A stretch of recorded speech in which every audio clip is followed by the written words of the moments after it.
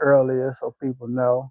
But so this is the book.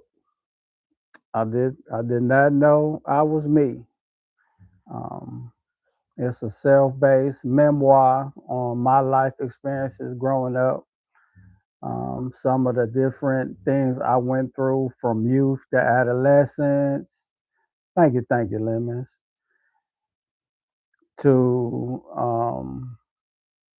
adulthood and things I'm going through now. So that's why I wrote that book. I wanted to reach out to people that have probably, been like me. You were raised to just bury your feelings, bury your emotions. Don't think about it. Your thing as a man is just to work and keep pushing and grinding and take care of your family. Feelings, you deal with your feelings how you want to. And most of the ways I found or saw that men that I knew deal with it was drinking and numbing the pain. They never dealt with their emotions. They never dealt with the pains that they felt, you know, as far as I could see.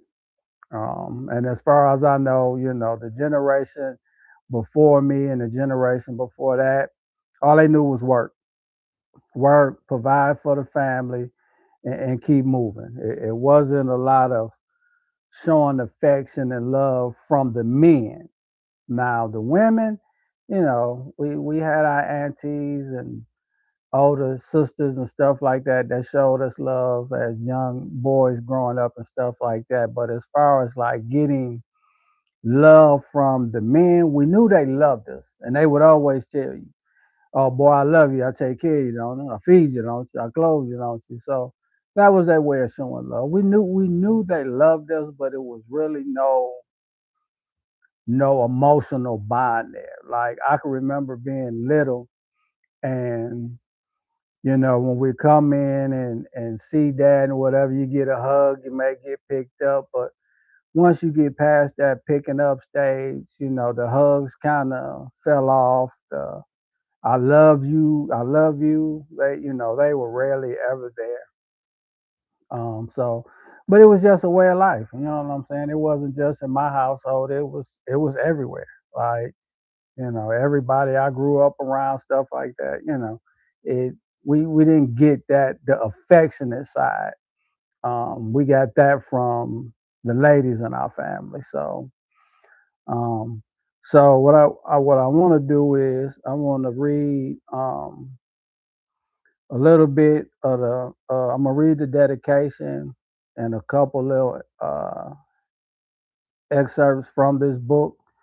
Um, is I didn't know I was me. Rebuild yourself from the inside out.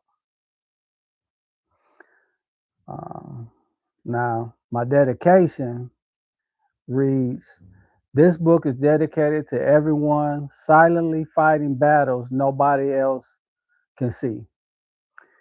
To the people carrying pain behind the smiles. To the ones surviving while pretending everything is okay.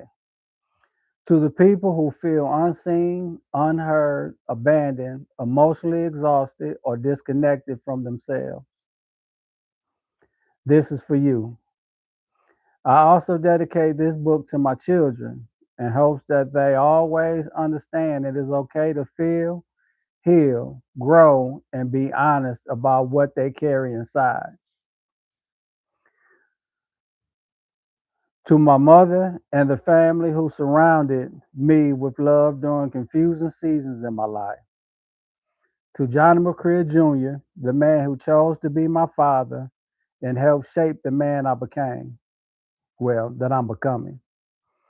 And to my wifey, Coretta Griffin, soon to be Coretta Gibson, thank you for seeing the real me when I struggled to see myself. Your love, patience, and support helped me discover healing, peace, and purpose in ways I never imagined possible. Most importantly, this book is dedicated to anyone standing in front of the mirror trying to answer the question, am I really okay? You are not alone. So that's the dedication. And like I said earlier, I had family who showed me love, especially the ladies, and that was deep. Yeah, yeah, yeah. That was I when you get a chance to look at this book and read this book, it's definitely going to it's going to be a little tearjerker because it's going to be some parts of the book, that people don't know about me and different stuff like that. Even people that know me well. So it's going to be some it's going to be some moments that's going to get some attention. It's going to raise some eyebrows. Um, but I feel good after have putting it down. Because I do think it's really going to help a lot of people. I think it's going to start a conversation, and that's what this channel I want this channel to do. I want this channel to open eyes. I want this channel to start open communications that men can have. I don't want this isn't just a man's channel because the women need to be here and they can listen and kind of understand us better. But I want this to be a safe space for men to come and they can be vulnerable. They can talk about the things that have upset them and things that bother them now. Things, well we can vent a little bit, but then we can start to heal from discussing the things that we're venting about. Your truth or your truth. Yeah. Yeah, it's my truth. And most of the people, a lot of the people that's gonna read it, they're gonna know this is the truth because a lot of them were there. Some of them may have known about some of the stuff that's in here, but didn't really know the depths of it. So, and you know, it it, it shouldn't cause an uproar, but it's definitely going to raise some eyebrows to some things, and that's cool. We it's time up for what happens in my house stays in my house. Now that philosophy still makes sense because you don't want all your business out in the street, but some things need to be discussed and need to be aired out. You know what I'm saying? Everything you can't just sweep under the rug and keep hiding forever and ever, and it's just a family trait that's going down. That's not good. So uh, let me see. Okay, my preface is something that I want to get out, um, and it's before I knew who I was.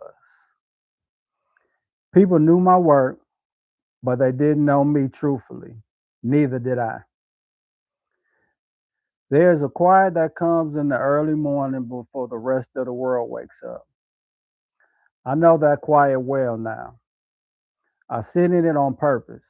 Tea in hand, no noise, no rushing, no responsibilities pulling me in 10 different directions yet. Just me and the stillness of the new day beginning. For most of my life, that kind of silence terrified me.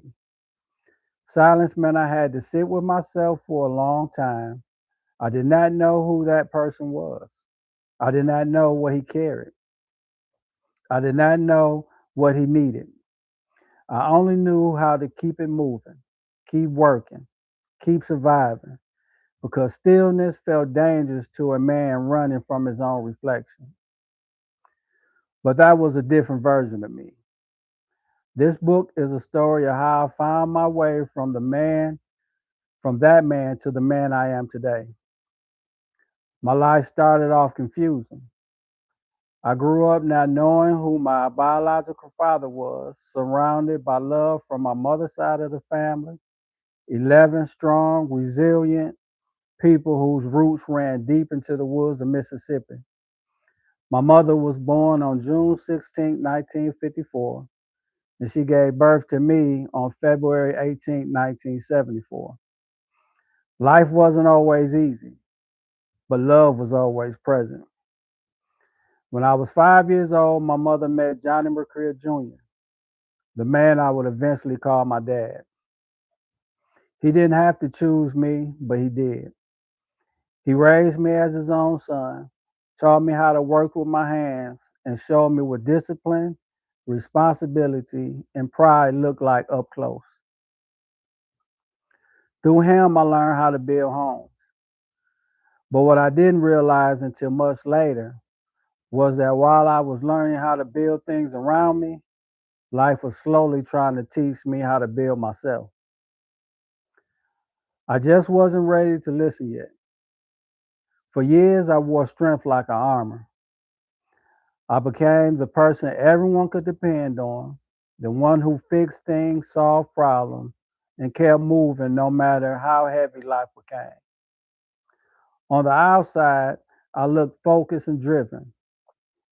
On the inside, I was slowly losing myself. This book is not just my story. It is for anyone who has ever kept smiling while quietly falling apart inside. It is for anyone who spent years being everything for everybody else while neglecting the person who needed them the most, themselves. I want you to know something before you turn another page. Healing is possible. I'm living proof. The quiet morning I described at the beginning of this preface, I used to be incapable of that. Sitting still, being at peace, feeling okay, just being with me, no distraction, no noise, no mask. Today, that morning stillness is one of my favorite things in the world. If I can get there, so can you. Let me show you how I did it. So that was the preface. So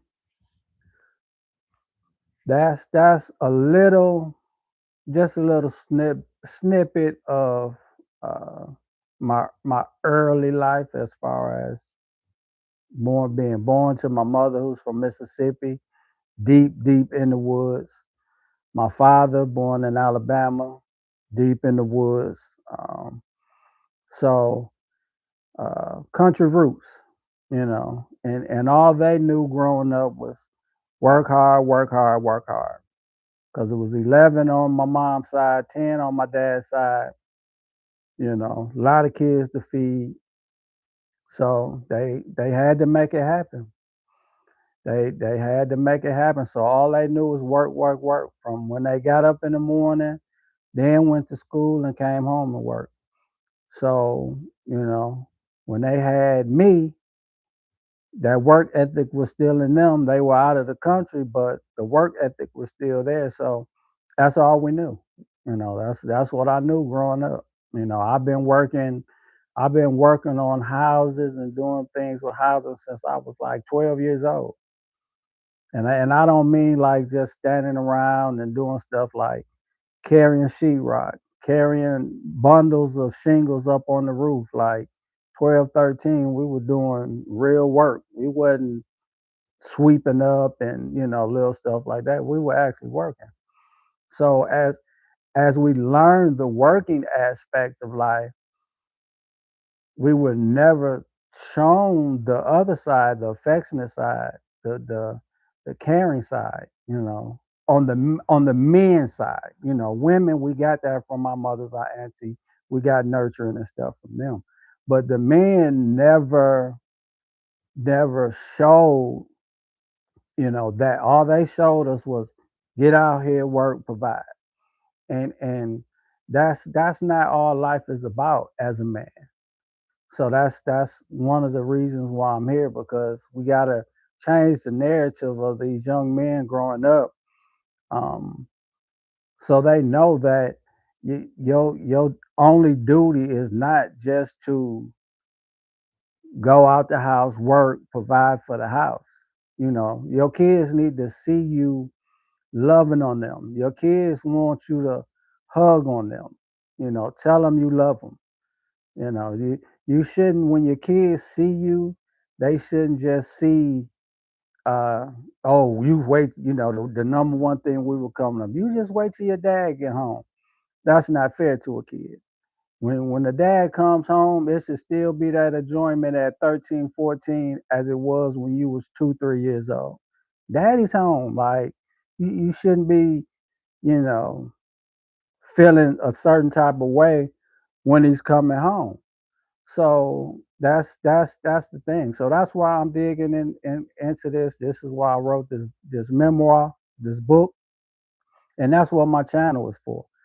Because I want to reach out to the men that have been going through the same things that me, masking for years and then just hiding behind the, oh yeah, he'll go get it. He get out there and get it. And let's start putting love back into our communities.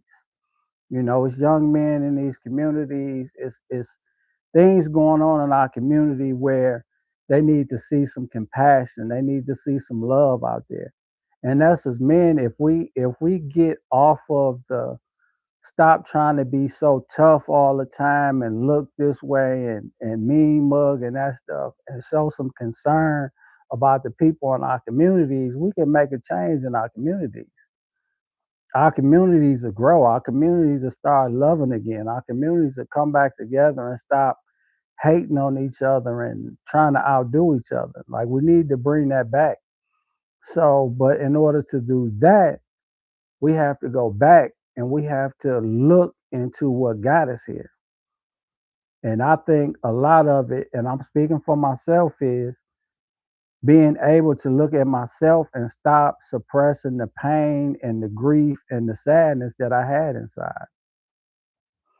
So, I've had losses. Like one of the biggest losses to me was when I lost my grandmother.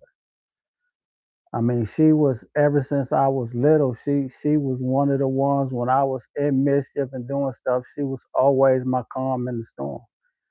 She would get on to me, but my grandmother would love on me right after she got on me. She would love on me and let me know, hey, I'm gonna get on you, cause the world ain't gonna cut you no slack, but I'm gonna give you some slack, cause grandma love you. So it was because of her love and her pushing me, that I started making changes in my life. And losing her was a big thing. But growing up, how we were raised, like you can't show that grief. You can't show that pain. I think I cried when they first told me my grandmother passed, and that was something short, because I got the call at college. My mom called. She told me, um, and somebody walked up while I was talking to her. I started crying a little bit, and then I had to stop it, and that was it. And see, and that's not, that's not life. You can't hold that in all your life. Another one of my one of my best cousins ever in life. He passed away a few years ago, and I think I may have dropped 2 tears. Because I was steadily telling myself, "Oh, you got to suck this up. You can't, come on, it's all good." Nah, I'm seeing now that I should have let that out, cause now, like, it's been time since then. After I started going through writing my book and going through stuff where I got emotional thinking about some of those things, and I shedded some tears that well past, well past due. When my father passed, I was like a robot because for years he had been telling me what he wanted me to do, his wishes whenever he passed away. So he kind of prepared me for him transitioning. Like, he felt it, I felt it, and then when it happened, I just went straight into robot mode. And I don't think I cried. I may have dropped a tear, but I don't think I cried at all with my dad because he had already instilled in me what he wanted. So I was in robot mode, and that's not healthy. When you lose important people, you're sad. You're supposed to grieve, and that's the thing that we got to make sure that these younger kids and younger men coming up. No, now it's okay to cry. As a man, it's okay to cry. Now, to be a crybaby, those are two different things. You can't cry over every little thing. Oh, I caught a flat tire, now you crying. Now get out there, fix your flat tire, keep it moving. You know what I'm saying? But when things happen and they're sad situations, it's okay to cry. And the thing is, you have to find somebody. I'm blessed. I have somebody in my life that I can be vulnerable with. And I suggest everybody find them somebody they can be vulnerable with, where you can get things out, where you can discuss things so you can lighten your load. Like I believe that men die earlier than women because we hold so much stuff in. We stress on the inside so much. Men talk, oh, she always fussing, she always complaining. She getting it out though. If she's fussing and she's complaining, whatever's getting her nerve, she's getting it out. So maybe you need to complain a little bit more or something, because well, you got to get it out. So I thank y'all for coming in. I appreciate this. So true. Hey, I didn't even see you come in, cuz. What's that, Toya, for your soul? Sis, Miss V, welcome in. How are you? How y'all doing today? Thank y'all for coming in. I appreciate it. Um, so I said that's what we're sitting here. We're going through my new book. Let me see. It was another. Let me see another little bit I wanted to to give y'all out of this, and then after that you're gonna have to go get the book. You're gonna have to go get the book so we can sit down and we can talk about it. Let me see. Let's stay in the beginning of the book. We don't want to get back there yet. So, all right, we'll do this one. Now, this chapter is called "The Mask." People see the finished product, but they rarely see what it took to build it. Okay. But before I became a man, I was a boy trying to figure out where he fit. Weekends were complicated for me growing up.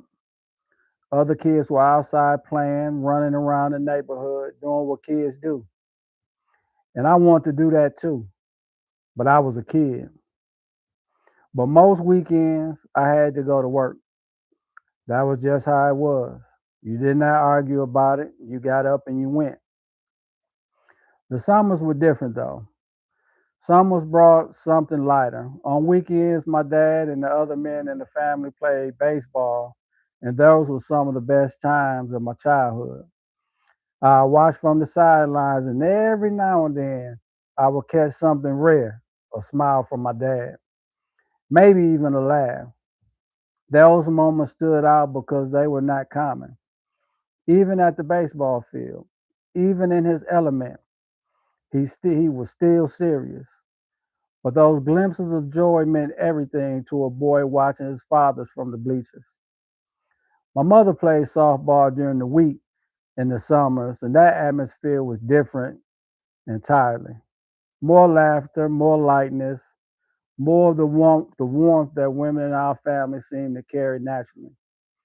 Those games felt free in a way that was harder to find at home. Because at home, it was back to business. Now don't misunderstand me. There was a joy in our house. There was laughter, but that was mostly us kids creating it amongst ourselves. My parents operated differently. Mom cooking and cleaning, dad working around the house, business as usual. That was the rhythm of our home, and we all understood it without anyone having to explain it. The holidays were different. The holidays brought a special kind of warmth, mostly built around food, the cooking, the smells filling the house, the taste testing. That was my favorite part. And during those moments, I would find myself drifting back to earlier memories, times when it was just me and my mother, before everything else, before the family grew and life got complicated. I remember when she started working at the bus station. There were times I had to go to work with her and sit in the back quiet, staying out the way while she handled her responsibilities. As a little boy, I learned early how to make myself small, how to take up less space, how to be present without being noticed. Looking back now, I have to ask myself, is that where the learning to be silent began? I believe so. By the time I became a man, I had already learned how to disappear inside of my own life. Not physically, I was always present, always working, always showing up for whatever needed to be handled. But emotionally, the real me, the part that had questions, feelings, doubts, and pain, that version of me had learned how to stay hidden behind everything I did. The mask was not something I put on intentionally one morning and decided to wear. It was built so slowly, quietly, over the years. It started with the foundation laid in chapter one, a household built on discipline, hard work, and structure, where men showed love through labor and kept everything else to themselves. I grew up watching that, absorbing it, and without realizing it, I began building my own version of the same thing. Work became my identity. If something was broken, I fixed it. If something needed to be built, I built it. If someone needed help, I was there. I became the person people could call when life got complicated and something needed to get done. That reputation meant something to me. Being dependable felt like purpose. Being capable felt like worth. But here's what nobody tells you about building your identity around what you do instead of who you are. Eventually, you stop being able to tell the difference. I stayed busy because busy people do not have time to sit with themselves. As long as there was a problem to solve, a job to finish, or a responsibility waiting on me, I had somewhere to put my energy that was never inward. Work gave me permission to keep moving without ever having to slow down long enough to ask harder questions. Questions like, am I happy? Am I at peace? Who am I when nobody needs anything from me? I did not ask those questions, not because I did not feel them somewhere deep inside, because I had spent my whole life watching men who did not ask them either. My dad did not ask them. The men around me did not ask them. You worked, you provided, you handled your business. That was the measure of a man. So that is what I became. From the outside, I looked focused and driven. I was the man who had it together, the one who kept moving no matter what life threw at him. People respected that. They praised that. And every time someone acknowledged my work ethic or my ability to handle things, it reinforced the mask a little more because the praise felt good. But underneath it, I was exhausted in ways I could not fully explain even to myself.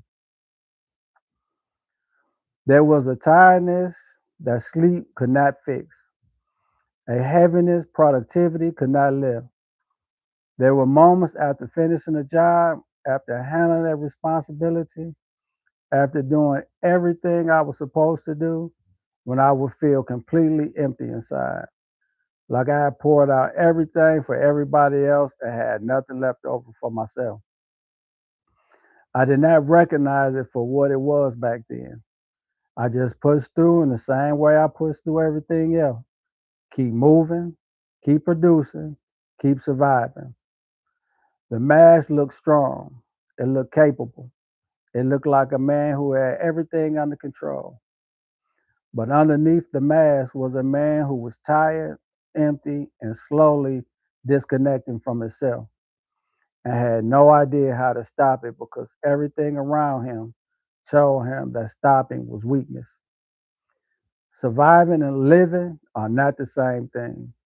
I did not understand that yet, but life was already prepared to teach me.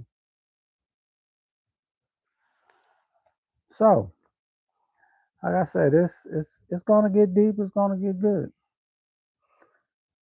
So if you haven't got your copy yet, make sure you get your copy. It's a must read. It's an easy read, but it's packed. It's packed with information. It's packed with a lot of stuff. So yeah, book link. I need to put it in here. So I want to drop the link in here, but the link is also in my bio. The link is in my bio as well.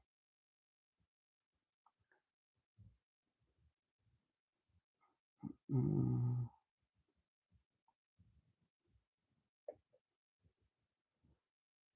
and see, that's why my mic doing everything. It messed up my how I had everything set up.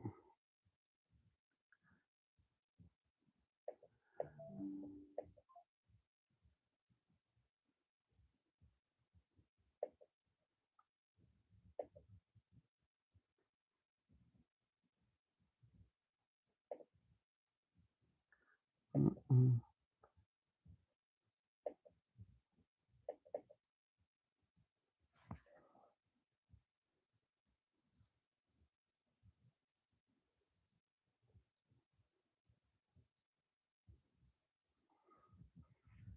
All right, that's the link. So yeah. So like I said, I'm sorry about the beginning, how everything went. We lost a few people, but it was great. It was great. So next time I'm gonna do some little more research to see what's going on. I don't know what happened with my mic, but I appreciate everybody for coming, sticking around, um, celebrating my book launch with me. I appreciate everybody that stopped in, came through, poked their head in for a second or two. It means a lot. Now that I am able to go live on YouTube, you can look to see me once a week. I'm working on the schedule. Um, I was thinking Sundays, but I know football season is coming up, so I had to kind of maneuver that. But look for me once a week. I'll be putting it out in advance. So I thank y'all for coming in, and I'll see y'all soon.